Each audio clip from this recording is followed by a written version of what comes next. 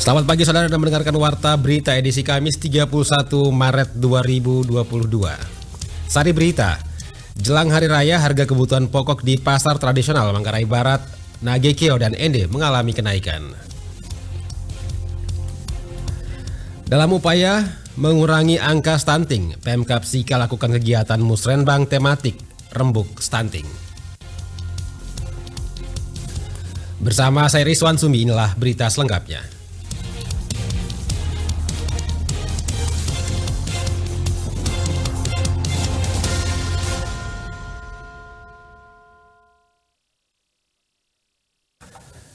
Kita awali berita pertama, harga sejumlah kebutuhan pokok di pasar tradisional Kabupaten Manggarai Barat dan Nagekeo mulai merangkak naik menjelang datangnya Hari Raya. Selengkapnya Ferry So melaporkan. Kalau untuk bimoli, yang 1 liter harga lamanya itu tuh 20. Sekarang sudah naik jadi 25 1 liter. Kalau yang 2 liter, yang refill itu harganya itu tuh 50 sekarang. Beberapa kebutuhan pokok yang harganya merangkak naik, diantaranya telur ayam beras, gula pasir, daging, minyak goreng kemasan, serta bawang merah dan bawang putih. Kadis Perindak Manggarai Barat Gaitinus Danggur kepada RRI mengatakan, saat ini untuk harga kebutuhan pokok di beberapa pasar yang ada di Kota Labuan Bajo ada kecenderungan naik, diantaranya gula pasir, telur ayam, kacang tanah, dan daging. Gula pasir yang biasanya Rp14.000 per kilogram naik menjadi Rp15.000 per kilogram. Kacang tanah naik dari Rp32.000 per kilogram menjadi Rp35.000 per kilogram. Sedangkan untuk daging sapi relatif stabil dan tidak mengalami kenaikan harga. Dan mengantisipasi kenaikan harga, pihaknya akan bekerjasama dengan Dolok untuk melakukan operasi pasar. Ini memang ada kecenderungan naik.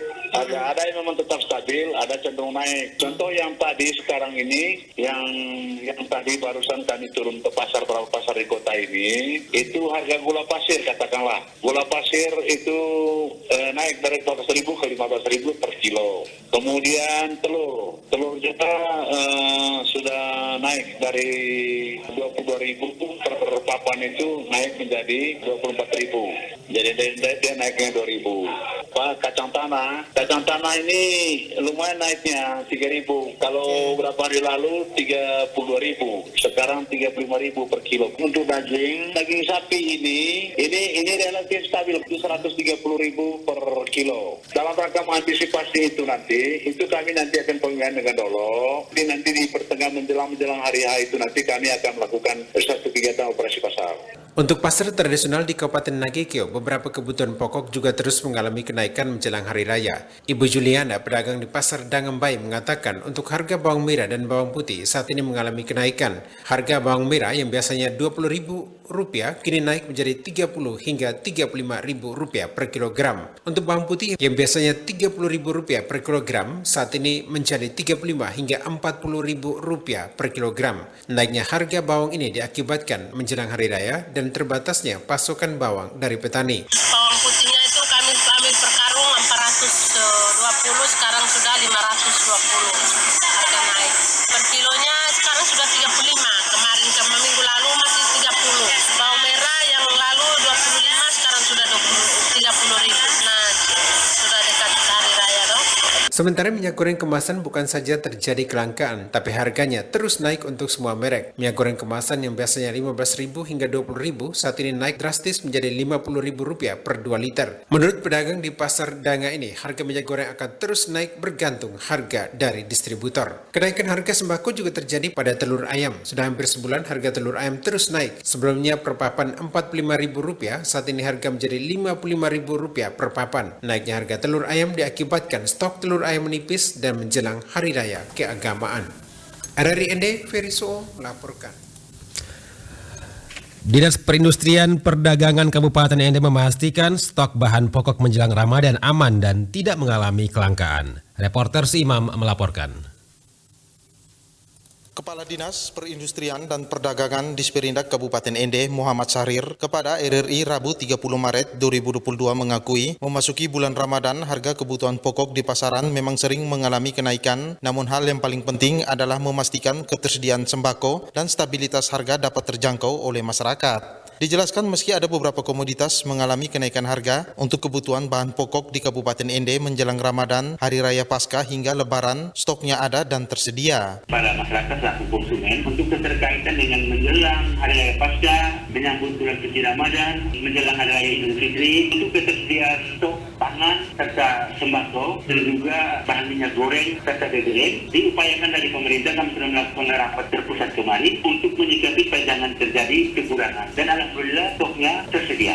Ditambahkan, pihaknya mengimbau masyarakat untuk tidak usah panik atau belanja berlebihan terkait adanya kenaikan harga karena untuk stok semua kebutuhan bahan pokok di pasaran aman dan mencukupi. Sementara Asisten Manajer SC dan Pelayanan Publik Bulog Cabang Ende Mustafa Suhud menuturkan untuk kondisi pangan terutama stok beras di Bulog posisi saat ini sebanyak 418 ton terdiri dari dua jenis yakni kualitas medium sebanyak 331 ton dan kualitas premiumnya 87 ton. Jadi untuk beras sangat mencukupi hingga 6 bulan ke depan. Dikatakannya untuk bahan pokok lainnya seperti gula pasir, tepung terigu untuk saat ini stoknya masih kosong dan masih dalam perjalanan. Sementara stok dalam perjalanan yakni gula pasir 15 ton sama terigu 3 ton. Ia melanjutkan terkait dengan minyak goreng masyarakat tidak perlu cemas karena di Kota Ende punya distributor yang telah menyediakan minyak goreng untuk memenuhi kebutuhan masyarakat.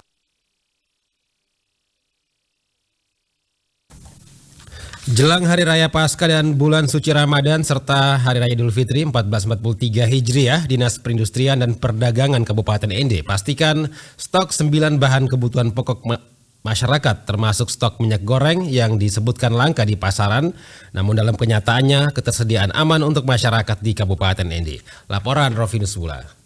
Hal itu disampaikan Kepala Dinas Perdagangan dan Perindustrian Kabupaten Ende Muhammad Sarir Rabu 30 Maret 2022 saat melakukan inspeksi ke gudang-gudang distributor dan agen sembako dalam wilayah Kota Ende. Kegiatan inspeksi ke gudang distributor dan agen sembako sebanyak 8 titik dalam Kota Ende kerjasama dengan aparat kepolisian Resort Ende, Satuan Polisi Pamong Praja dan staf Dinas Perdagangan dan Perindustrian Kabupaten Ende. Kepada media, Kadis Perindak Kabupaten Ende saat ditemui ketika sidak di salah satu agen sembako mengatakan setelah melakukan pemantauan di beberapa titik ternyata kondisi ketersediaan sembako aman. Dijelaskan dari hasil pantauan di beberapa gudang sembako milik para distributor dan agen masih tersedia 9 bahan kebutuhan pokok. Sarir juga memastikan ketersediaan sembako tersebut cukup untuk memenuhi kebutuhan Hari Raya Paskah, puasa Ramadan, dan Hari Raya Lebaran. Serta kondisi harga yang masih tinggi di lapangan akan selalu kami koordinasikan dengan distributor-distributor sehingga langkah apa yang kami tempuh supaya kita bersama sehingga tidak saling merugikan khususnya masyarakat yang kita lebih prioritaskan. Kalau menurut pemantauan kami, kondisi minyak goreng ada di lapangan ini tidak langka. Karena kita melihat kalau minyak goreng langka itu kita melihat yang jual gorengan, rumah makan semua sudah pada tutup. Tapi ini kita tetap berjalan. Hanya karena sampai dikatakan langka ini karena ketergantungan konsumen pada merek. Lanjut Kadis Perindak, meski harganya fluktuatif namun masih dalam batas wajar dan pihaknya akan terus memantau perkembangan stok sembako maupun harga di pasaran. Kadis Perindak juga memastikan tidak ada upaya penimbunan dari agen maupun distributor untuk mendapatkan keuntungan lebih. Sarir juga membantah bahwa terjadi kelangkaan minyak goreng di pasaran. Menurutnya minyak goreng masih ada dan dijual baik di pasar tradisional, di toko maupun di kios. Meski demikian harganya tentu berbeda namun masih dalam batas yang wajar. Pihaknya akan terus memantau pergerakan harga dan ketersediaan sembako dalam rangka mencukupi kebutuhan masyarakat, tegas Kadis Perindak Kabupaten Ende. RRI Ende, Rovinus Bula melaporkan. Anda sedang mendengarkan Warta Berita Produksi RRI Ende.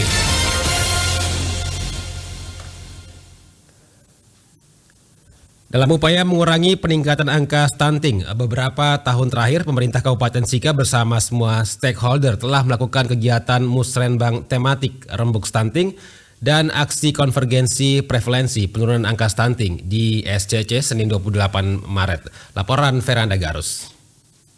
Demikian yang disampaikan Kaban Bapelitbang Sika Margareta Novaldes Damaga Bapak STMN kepada RRI dan Lintas ND pagi Rabu kemarin. Dia menjelaskan, dari hasil penimbangan sejak Februari 2022 lalu, sebanyak 3.984 balita atau 17,2% yang tersebar di 26 desa di 10 kecamatan dengan status sangat pendek 844 balita atau 21% dan pendek 3.103 balita atau 78,6%. Kondisi ini mengalami penurunan jika dibandingkan tahun 2019 mencapai 25,1%, tahun 2020 19,1%, serta di tahun 2021 18,2%. Namun masih jauh dari target RPJMD Kabupaten Sika tahun 2018 hingga tahun 2023 yang 0% stunting di tahun 2023.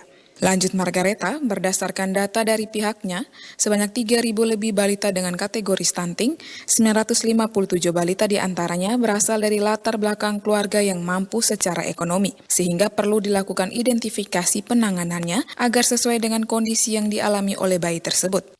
Sebenarnya kalau bicara stunting ini kan tidak fokus kepada anak stunting. Ini kita harus berbicara mulai dari remajanya kan dengan baik. Kecenderungan remaja ini selalu anemia. Kalau kita coba evaluasi penyebabnya, ya lebih banyak juga karena memang mereka tidak memanfaatkan waktu istirahat yang cukup. Kalau tidak dari remaja dipersiapkan dengan baik, ini malah ke depan itu remaja ini akan menghasilkan generasi-generasi dengan angka stunting yang tinggi. Ya, ini memang perlu diidentifikasi, tidak semua anak itu penyebabnya sama. Penanganannya ini masing-masing anak tentunya sesuai dengan kondisi yang terjadi. Begitu apakah salah pola asuh, memang kebutuhan gizinya tidak terpenuhi. Semua faktor itu memang harus dievaluasi dan penanganannya harus berdasarkan karakteristik dari masing-masing anak itu. Secara terpisah, Kadinkes Kabupaten Sika Petrus Herlemus menambahkan, nantinya pada tanggal 1 April mendatang, pemerintah Kabupaten Sika akan lakukan pemberian tambahan makanan serentak atau program 180 hari pemberian makanan bagi balita di seluruh Kabupaten Sika sebagai langkah awal pencegahan peningkatan stunting. Semua stakeholder terkait nantinya akan diarahkan untuk memberikan tambahan makanan serentak tersebut di kantor desa pada wilayahnya masing-masing. Untuk di lapangan itu semua camat, kepala desa bergerak semua dengan didukung dengan PKK Kabupaten, Kecamatan dan PKK Desa. Kemudian di sana ada dukungan dari Dinas KB, damping keluarga, kemudian strategi Dinas Kesehatan dengan Sahabat Sehat, sehingga mereka bersama anak-anak stunting untuk sampai desa dan dusun. Itu digerakkan sehingga pusat untuk pemberian makannya di kantor desa. Penurunan angka stunting penting dilakukan sedini mungkin untuk menghindari dampak jangka panjang yang merugikan seperti terhambatnya tumbuh kembang anak yang mempengaruhi kecerdasan. Pemerintah Kabupaten Sika optimis pada tahun 2023 mendatang kasus stunting di wilayah itu bisa mencapai angka 0%. RRI ND Veranda Garus melaporkan. Dalam rangka memperingati Hari Kartini 21 April 2022 dan sebagai wujud kebanggaan serta penghormatan terhadap Raden Ajeng Kartini, Organisasi Dharma Wanita Persatuan di lingkup Pemkab ND gelar kegiatan lomba masak pangan lokal antar ibu Dharma Wanita dari masing-masing organisasi perangkat daerah. Hal itu disampaikan Dr. Muna Fatma, Kepala Dinas Pengendalian Kependudukan dan Keluarga Berencana Kabupaten ND kepada RRI di ruang kerja Rabu 30 Maret 2022. Kadis Pengendalian Kependudukan dan Keluarga Berencana menjelaskan kegiatan lomba masak pangan lokal dapat mewujudkan keterampilan mandiri serta kreatif ibu dan wanita dalam rangka ketahanan keluarga untuk menurunkan dan mencegah angka stunting. Kegiatan lomba masak pangan lokal akan dilaksanakan mulai hari Jumat 31 Maret 2022 bertempat di Gedung Inepare sekitar pukul 9 waktu Indonesia Tengah, melibatkan seluruh ibu dan wanita dari masing-masing OPD. Kadis Pengendalian Kependudukan dan Keluarga Berencana menjelaskan kegiatan masak yang dilakukan ibu dan wanita adalah hasil dari pelatihan yang sudah dilakukan sejak bulan Februari lalu.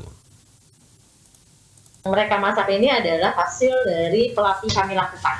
Jadi di bulan Februari kalau tidak salah kami melakukan pelatihan pangan lokal waktu itu dalam rangka ketahanan pangan keluarga dan ketahanan ekonomi keluarga. Nah besok yang kemarin kami latih itu yang kami letakkan. Ya, apakah pelatihan kemarin itu mencapai sasaran atau tidak, ini besok. Kegiatan lomba masak pangan lokal sekaligus menilai apakah kegiatan pelatihan pangan lokal dalam rangka pangan lokal dan keluarga dan ketahanan ekonomi keluarga tepat sasaran atau tidak. Kadis Pengendalian Kependudukan dan Keluarga Berencana mengharapkan dengan adanya kegiatan tersebut, baik itu pelatihan masak pangan lokal maupun kegiatan lomba pengolahan pangan lokal, diharapkan para anggota Dharma Wanita Persatuan Kabupaten ND bisa menjadi contoh pengolahan pangan berbasis pangan lokal untuk keluarganya masing-masing, serta dapat menekan angka stunting yang dimulai dari keluarga. Berita terakhir, Menuju perhelatan Pekan Tilawatil Quran tingkat LPP RRIND tahun 2022, Dewan Hakim PTQ RRIND siap memberikan penilaian kepada seluruh peserta PTQ. Laporan selengkapnya disampaikan Lady Badin.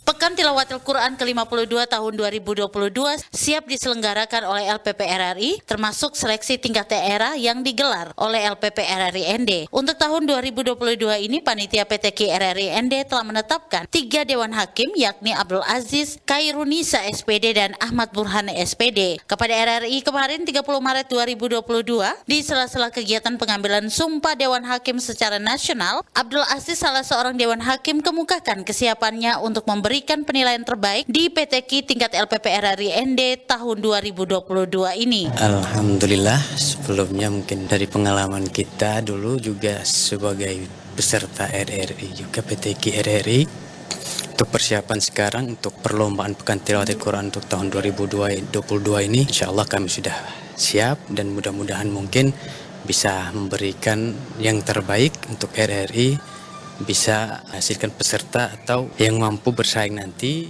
di tingkat nasional. Kalau untuk unsur dari penilaian dalam perlombaan tilawah, mungkin salah satu dari ketiga penilaian seperti dari bidang tajwidnya, bidang fasahahnya, dan bidang lagu, ditambah dengan suara. Sementara itu, Ahmad Burhan juga mengungkapkan harapannya akan hadirnya generasi kori-koria terbaik yang mampu mengharumkan nama daerah ke tingkat nasional di Takengon, Aceh Tengah. Kami sebagai Dewan Juri, kami meminta kepada adik-adik yang mengikuti peserta lomba ini agar mengikuti dengan hasil yang memuaskan, agar bisa mengikuti Pekan Tilawatil Quran tingkat nasional di Kabupaten Aceh Tengah. Dewan Hakim PTQ RRIND ini juga meminta para peserta yang sudah mendaftar untuk dapat mempersiapkan diri dengan matang agar mampu tampil menjadi terbaik di babak awal pada 1 Ramadan 1443 Hijriah mendatang. RRIND Lady Badin melaporkan.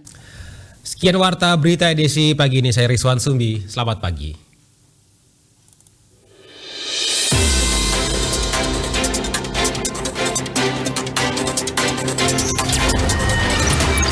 Terima kasih Anda telah mendengarkan Warta Berita Produksi RRIND.